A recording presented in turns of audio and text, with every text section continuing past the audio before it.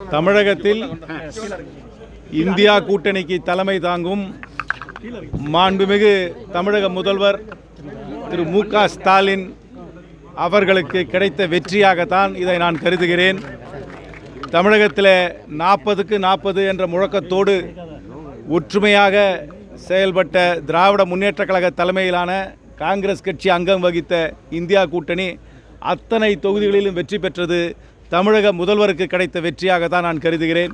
முதலிலே எனக்கு அவருக்கு என்னுடைய நெஞ்சார்ந்த நன்றியை தெரிவித்துக் கொண்டு இந்த கூட்டணிக்கு தலைமை தாங்கின திராவிட முன்னேற்றக் கழக மாவட்ட நிர்வாகிகளான அமைச்சர்களுக்கு என்னுடைய நன்றியை தெரிவித்து, அதோடைய அத்தனை கழக தொண்டர்களுக்கும் என் நன்றியை தெரிவித்து, என்னுடைய கட்சியான இந்திய தேசிய காங்கிரசின் தலைமை திரு கர்கே அவர்களுக்கும், அன்னை சோனியா காந்தி அவர்களுக்கும், ராகுல் காந்தி அவர்களுக்கும் நன்றி தெரிவித்து, இந்த மாவட்டத்தில் புதுக்கோட்டையிலும் சிவகங்கையிலும் எங்களுக்காக உழைத்த அத்தனை கூட்டணி கட்சி நண்பர்களுக்கும் நன்றியை தெரிவித்து, எங்களுக்கு பெரும்பாரியான வாக்குகளை அளித்த சிவகங்கை பாராளுமன்ற மக்களுக்கு என் நன்றியை தெரிவித்து, இந்த கடந்த 5 ஆண்டுகளில் எப்படி உழைத்தேனோ அதை விட இன்னும் முனைப்பாக இந்த தொகுதிக்கு உழைப்பேன் என்ற உறுதியை கூறி விடைபெறுகிறேன். நன்றி, வணக்கம்.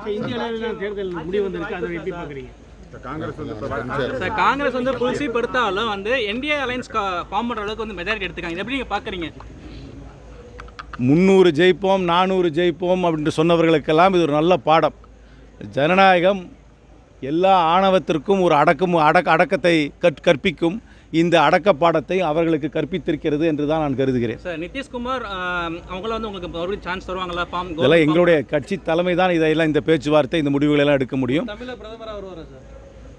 இந்த முடிவுகளை எல்லாம் எங்களுடைய கட்சி தலைமை தான் எடுக்க முடியும். நான் அதுக்கெல்லாம் கருத்து சொல்கிறதுக்கு என்ன இடத்துல நான் இல்லை. அதனால் மீண்டும் தொகுதி மக்களுக்கும் எனக்காக உழைத்த அத்தனை கூட்டணி கட்சிகளும், குறிப்பாக திராவிட முன்னேற்ற கழக தலைமைக்கும் அதனுடைய நிர்வாகிகளுக்கும் நான் மனமார்ந்த நன்றி. என்னுடைய கட்சியான காங்கிரஸ் கட்சி, மற்ற கூட்டணி கட்சிகள், விடுதலை சிறுத்தைகள், இந்திய கம்யூனிஸ்ட் கட்சி, மார்க்சிஸ்ட் கம்யூனிஸ்ட் கட்சி, விடுதலை சிறுத்தைகள், முஸ்லீம் லீக், மனிதநேய மக்கள் கட்சி, கமலஹாசனுடைய அரசியல் கட்சி போன்ற அனைத்து அரசியல் கட்சிகளுக்கும் நன்றியை தெரிவித்துக் கொள்கிறேன். செய்திகளை உடனுக்குடனும் துல்லியமாகவும் தெரிந்து கொள்ள சப்ஸ்கிரைப் பண்ணுங்க.